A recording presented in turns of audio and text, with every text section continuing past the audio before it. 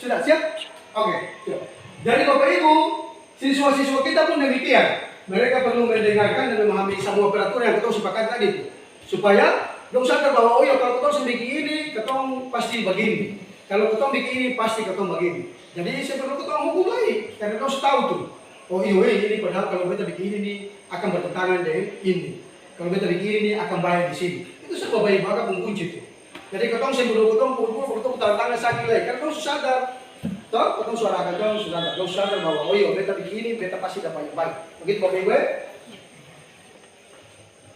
Lalu bagaimana ketong bikin merumuskan keyakinan itu? Kemarin beta dan Bapak Ibu wali kelas ketong sudah sepakat akan kemudian itu berubah seperti ini bahwa keyakinan itu bersifat abstrak daripada peraturan. Jadi dia umum tapi meliputi semua. Itu di dalamnya ada peraturan, itu dalamnya juga ada. Jadi dia buat semua. Kemudian kalau ketong bikin keyakinan kelas itu harus berupa pernyataan-pernyataan universal, pernyataan-pernyataan yang gampang, yang sederhana. Lalu kemudian ketong buat dalam bentuk positif. Semua ada di situ bahwa dilarang, harus semua. Misalnya dilarang buang sampah pada tempatnya. Ketong bisa tulis begitu lah. Kalau ketong bikin keyakinan kelas, ketong tulis buanglah sampah pada tempatnya. Kalimatnya positif itu Bapak Ibu tahu kan ada maksudnya sendiri. Nanti ketong kalau misalnya ketong mau rumuskan keyakinan, ketong berdiskusi deh berbahasa Indonesia supaya bahasa-bahasa yang positif tadi itu. Yang jelas kan ketong menghindari kata-kata harus dan jangan itu. Karena itu kan kalimat-kalimat negatif toh. Itu.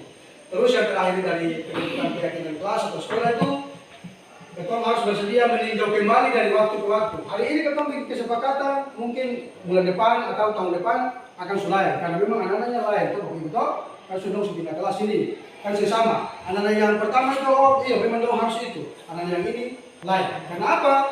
Karena semua orang itu kebutuhan sesama semua angkatan itu kebutuhan sesama dong masuk mungkin ketemu sekolah soalnya kemudian sulai sedikit jadi dong perlu lain daripada yang pertama begitu Bapak Ibu yang berikut, nah ini kita ada kasih contoh keyakinan kelas. Misalnya hormat, katanya itu hormat.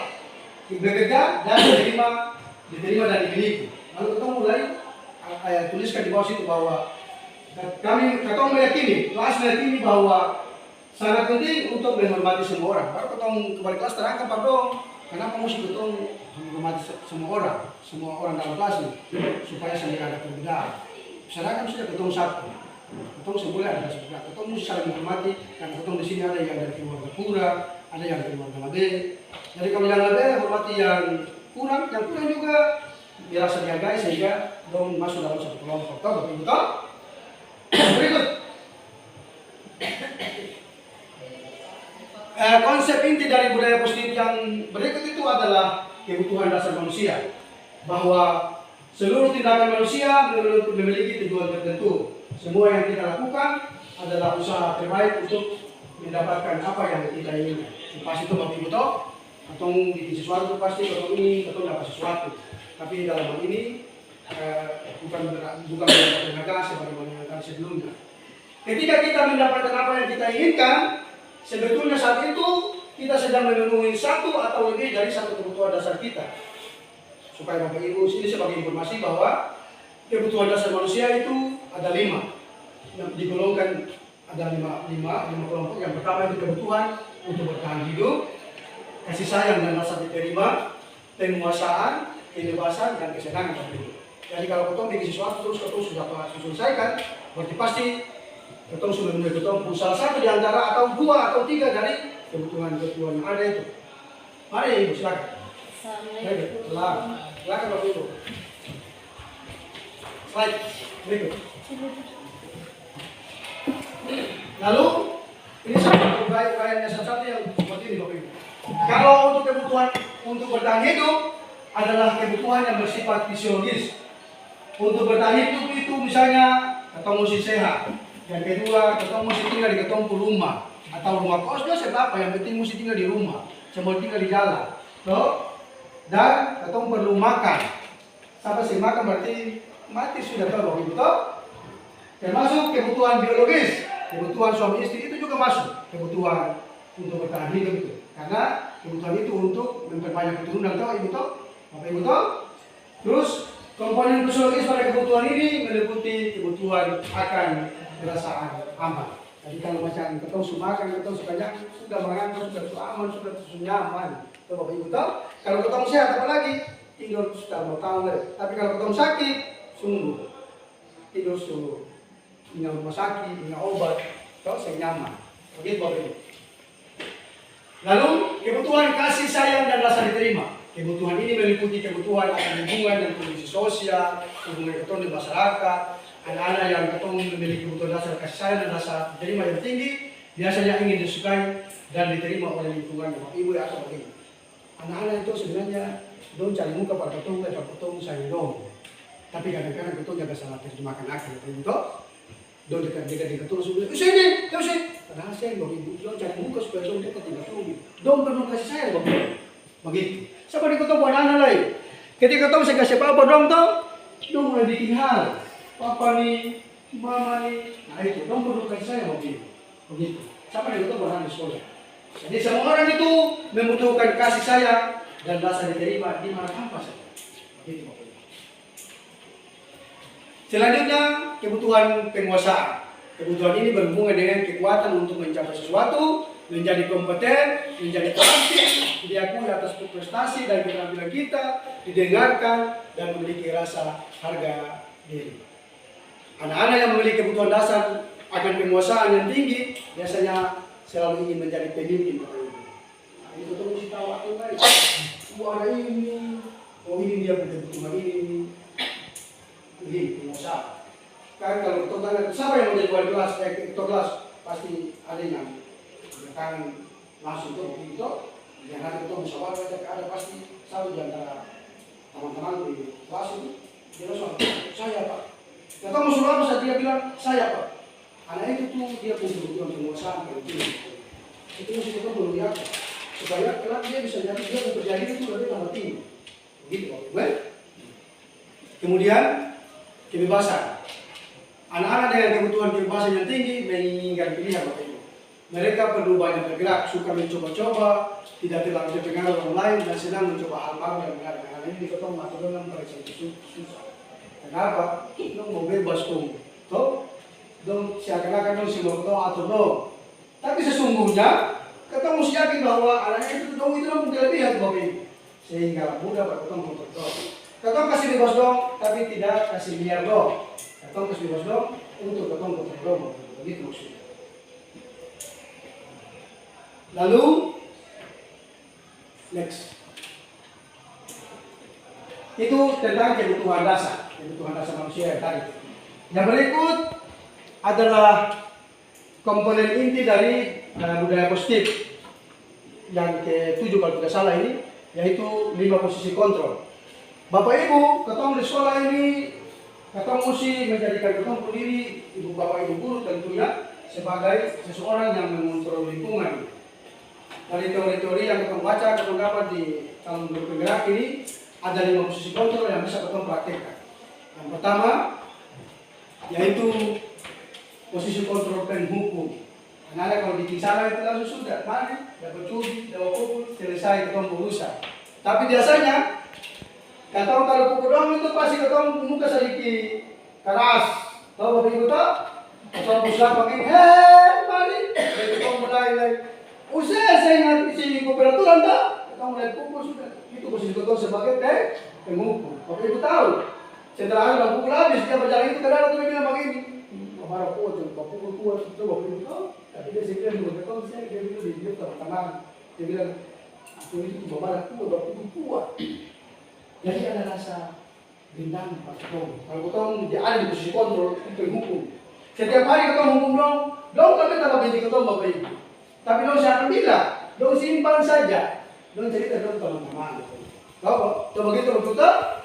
Kira-kira begitu. Tapi memang begitu sudah tuh. Lalu Ketong biasa jadi orang menilai. Kamu selalu saja salah. Padahal sekali Ketong salah lagi. Ketong juga datang terlambat. Ketong salah. Tapi dia bilang, dia bilang mati bilang begitu. Bilang Ketong salah padahal tentu ada salah datang terlambat. Begitu saja begitu. Kalau Ketong di posisi penghukum. Yang berikut posisi pembuat rasa bersalah. Anak-anak langsung Ketong mulai senyum-senyum dong, langsung ketemu mulai bilang lagi, beta kecewa, ibu kecewa dia, usir ini selalu bikin ibu kecewa. Anak secara tidak langsung anak merasa bahwa ibu sudah kecewa ini. Anak sudah merasa bersalah sudah. Lalu ketemu mulai bilang lagi, Bapak sudah bilang usir toh, kenapa sih bikin begini terus? Anak lagi bilang lagi, tapi dia bilang saya dalam hati saja, ibu susah lagi. Kata bahasa-bahasa itu saja, anak suruh rasa bersalah. Lalu apa pengaruhnya? Anak itu nanti dia merasa bersalah terus, sehingga pada suatu saat ketemu berikan penghargaan pada dia, kalau dia rasa pulih, gitu. Sampai ketemu jadi dia pulang, baru dia mulai bilang ketemu, kita bersalah selesai. Sepanjang dia bawa ketemu belum puja dia tak bawa mati sudah, begitu. Yang berikut, yang paling banyak kita lihat itu ibu guru bujang di posisi ini. Taman kah? Di teknik dendong, di makan rujak dendong. Kita memposisikan diri sebagai di posisi kontrol teman. Tapi siapa ibu siapa? Ada ada positifnya, ada negatifnya. Positifnya itu ketika anda dekat dendong, apa saja dong bilang? Dong sudah bertong, ibu tolong dong, ibu mereka begini. Tapi aku utama itu karena dong sama ketemu teman, apa saja dong cerita. Apa saja cerita, ketemu mulai, ketemu sejahtera, ketemu cerita berdong mulai, akhirnya tak bawa, kita guru itu, jadi begini, berbeda ke kantor, begini, dan seterusnya. Akhirnya ketemu salah itu ketemu rahasia, tapi kan orang dari demokrasi anak-anak, betul, begitu. Yang berikut ini posisi kontrol pemantau. Kalau ketemu sebagai pemantau, seorang guru sebagai pemantau, ketemu dia dari jauh saja. Oh, itu oh berapa orang itu? Oh iya sudah. Lalu ketemu mulai panggil dong lagi. Kamu mengenal peraturan kasih. Peraturan apa? Sudah. Apakah kamu lakukan itu betul? Ya sudah. Konsekuensinya apa? Begitu sudah kita sebagai mana? Yang terakhir posisi kontrol sebagai manajer Bapak Ibu. Kalau ketemu dapat pendidikan kemarin dan ketemu instruktur, ketemu pengajar praktek bilang Pak Ketong dan ketemu fasilitator atau bilang kita harus berada pada posisi manajer. Ketong harus jadi manajer. Ketong harus atur, tapi atur baik, bukan atur sembarangan. Kenapa? Posisi terakhir manajer adalah posisi di mana guru berbuat sesuatu bersama dengan murid, mempersilahkan murid mempertanggungjawabkan perilakunya, mendukung murid agar dapat menemukan solusi dan permasalahannya sendiri, Bapak Ibu. Ketong panggil dong, apa salah? Ketong bilang dong, semua orang pernah bikin salah. Ketong tanya dong, apakah anak bisa memperbaiki kesalahan? Dia jawab, pasti dia jawab. Dan apakah ada solusi untuk menyelesaikan anak masalah itu? Dia jawab pasti. Sebagai seorang manajer, ketong harus tahu itu, ketong harus tidak kerja seperti itu, sehingga anak bisa menjawab dan mencari solusi untuk menyelesaikan dia permasalahan, kesalahan tadi. Bila kita menginginkan murid-murid kita menjadi manusia yang merdeka, mandiri dan bertanggung jawab, maka kita perlu mengacu kepada restitusi yang dapat menjadikan murid kita seorang manajer bagi ketemu diri sendiri. Itu Bapak Ibu. Kalau ketemu di posisi manajer itu pertanyaan-pertanyaan yang biasa ketemu sampaikan ke anak-anak pertama waktu itu pernah waktu buat kesalahan tuh kita tanya dong begini, kita mau keyakinan kelas itu apa? Sudah, saya akan mencari kesalahannya. Apakah yang saya bikin itu sama dengan yang ketemu yakini? Pasti dia jawab tidak. Karena dia tahu apa yang ketemu yakini itu dia tahu akan. Karena dia bikin gong, kita sama-sama bikin gong. Dia pasti ingat. Akan terakhir itu kalau usia salah, rencana apa sampai usia rencana apa, usia berencana bagaimana supaya usia bisa bisa mencari solusi untuk usia kesalahan. Dia akan jawab, dia begitu mesti jawab. Dia akan begini. Misalnya kalau kita bangun terlambat karena kita badaga, tapi pasti dia sembarangan. Jadi Bapak Ibu, tugas seorang manajer bukan untuk mengatur perilaku seseorang, atau mengatur dong kita membimbing murid untuk dapat mengatur dirinya sendiri. Ketemu bimbing dong supaya dong sendiri atur dan dong jadi baik. Begitu, itu ketemu di posisi manajer. Sehingga yang terakhir itu atau masuk kepada segitiga restitusi untuk menyelesaikan anak masalah tadi. Bahwa restitusi adalah proses menciptakan kondisi bagi murid untuk memperbaiki kesalahan mereka sehingga mereka bisa kembali pada kelompok mereka dengan karakter yang lebih kuat. Melalui restitusi, ketika murid berbuat salah, maka guru akan menanggapinya dengan cara yang memungkinkan murid untuk membuat evaluasi internal tentang apa yang dapat mereka lakukan untuk memperbaiki kesalahan mereka dan mendapatkan kembali harga dirinya. Jadi restitusi itu bukan untuk menebus kesalahan saya, Bapak Ibu, tapi untuk belajar dari kesalahan. Atau mengarahkan siswa untuk belajar. Dia tahu dia punya kesalahan, dia cari dia punya solusi sehingga dia tidak mengulangi kesalahan yang sama. Maksudnya itu. Di segitiga restitusi ini, segitiga pasti akan begitu, Bapak Ibu toh. Di bagian bawahnya itu adalah menstabilkan identitas. Di bagian kirinya itu adalah validasi tindakan yang salah, dan kemudian yang sebelah kanannya itu, sisi yang kanannya itu adalah menanyakan keyakinan. Kalau di posisi menstabilkan identitas itu, bagian dasar dari segitiga bertujuan untuk mengubah identitas dari orang gagal karena melakukan Islam menjadi orang yang sukses. Kalau kita di posisi ini ketemu dong, kenapa sampai, kenapa berbuat salah, dan seterusnya. Lalu kemudian, kalau kita ingin menjadi reflektif, maka kita harus meyakinkan si anak dengan cara mengatakan kalimat-kalimat di segitiga diskusi umumnya sebelum masalah itu dengan kalimat-kalimat ini. Berbuat salah itu siapa apa? Karena siapa orang yang sempurna. Atau semua termasuk guru dong lah, guru dong lah. Atau sebenarnya berbuat salah. Maksudnya apa? Supaya dia bisa meyakinkan anak bahwa dia juga, ternyata dia juga salah. Dan semua orang sebenarnya salah. Maka beta punya kesalahan ini memang betul. Karena beta sebagai manusia sama dengan guru. Jadi dia sentak lah katakan bahwa beta punya kesalahan kepada dia. Yang kedua, validasi tindakan yang salah. Setelah ketong tahu dia kesalahan, kalau ketong mulai atau dia kira-kira kesalahan itu karena apa? Oh iya, ketong cari masalahnya itu. Oh masalahnya mungkin dia terlambat karena sesuatu hal, di rumah dia bangun telat, atau malam dia harus kerja dan sebagainya. Ketong tahu. Dan dia pasti melakukan itu, Bapak Ibu. Kayak kita tadi malam kita begadang, kita mesti bikin ini di rumah dulu, berarti di sekolah, di bawah jualan, kan begitu Bapak Ibu toh. Sehingga kita tahu, oh iya dia kesalahan ini karena akan sih. Itu namanya validasi tindakan yang salah tadi. Biasanya kalimat-kalimat yang kita gunakan untuk memvalidasi kesalahan yang salah itu, kita bilang begini. Usia pasti punya alasan kenapa sampai bikin salah. Usia pasti punya alasan kenapa sampai datang terlambat. Apa dia mau jalan? Ayah kita terlambat karena begini. Ayah kita bikin salah karena begini. Apa kita tahu sudah? Oh iya, benar masalahnya ini. Begitu Bapak Ibu.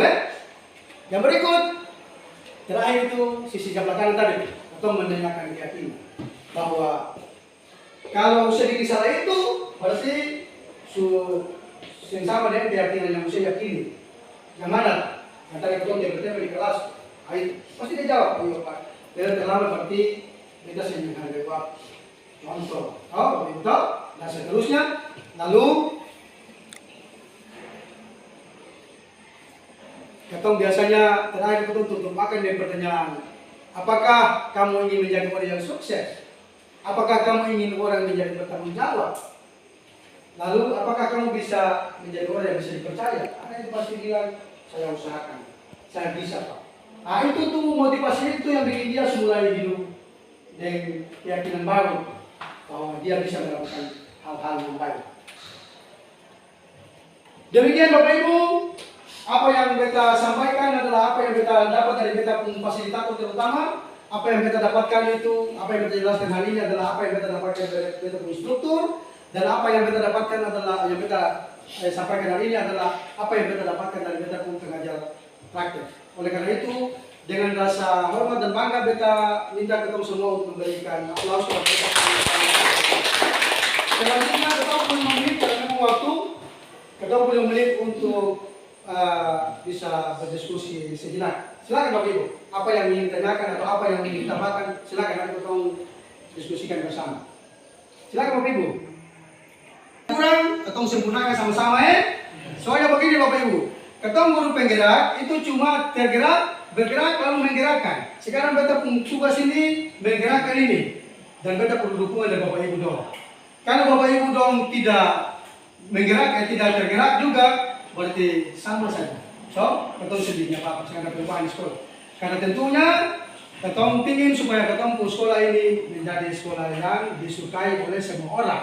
So, Bapak Ibu tahu, oleh karena itu beta berharap bahwa dengan kehadiran ketong calon guru penggerak yang sekarang beta ini akan menjadi satu motivasi buat ketong sama-sama supaya ke depan bisa ada juga calon guru penggerak yang lain dan supaya bisa ketong sama-sama menggerakkan sekolah untuk menjadikan yang baik Ibu.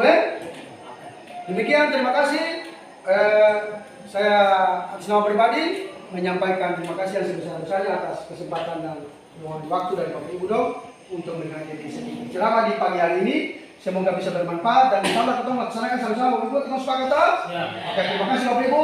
Wassalamualaikum warahmatullahi wabarakatuh dan terima kasih.